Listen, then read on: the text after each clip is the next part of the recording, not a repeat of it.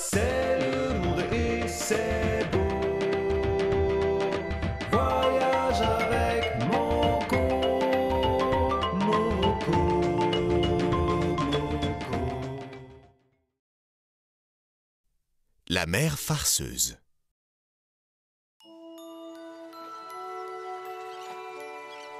La crique où se trouvait le bateau d'Alaric et de Moko était des plus tranquilles. Pas une vague, pas un bruit, sinon une brise légère. « Nous ne pouvons pas lancer notre filet ici, dit Alaric. L'eau n'est pas assez profonde. Trouvons du bois pour nous fabriquer des cannes à pêche. »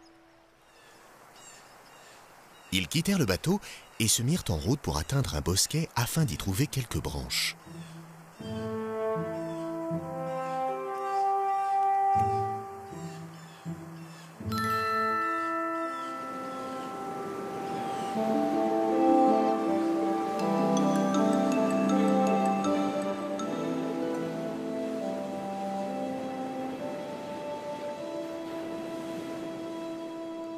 Quand ils revinrent, quelle ne fut pas leur surprise! Le bateau était à sec et la mer était loin. « La mer est partie! Il faut faire quelque chose !» dit Moko. Il se mit à marcher en direction des vagues qui s'éloignaient à l'horizon. « Attention, Moko !» cria Alaric. « Elle reviendra aussi vite qu'un cheval au galop! Tout le monde le sait ici !» Mais Moko n'entendait déjà plus rien. Il se disait que la mer n'avait pas l'intention de revenir et qu'il devait lui parler. « Reviens ici, océan! Porte-nous avec tes vagues afin que nous puissions pêcher !»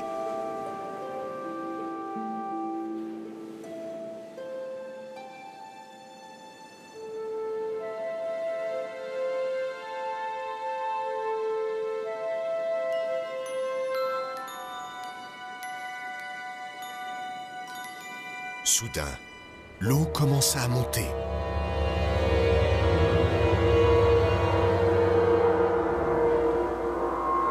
Les vagues se mirent à courir depuis le large en direction de la crique. Alaric alla au secours de son ami.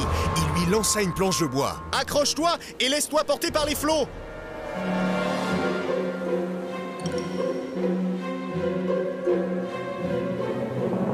Une vague se mit à rouler sous la planche et Moko glissa à toute allure en direction de la plage. Il arriva sain et sauf.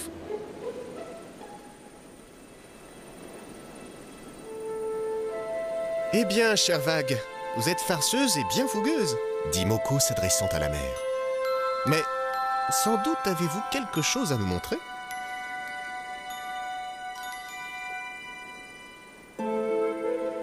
Ils reprirent le bateau et lâchèrent leur filet au large de la crique. Le poisson abondait. Moko pensait que la mer était revenue pour leur offrir une meilleure pêche. Il suffisait d'être patient.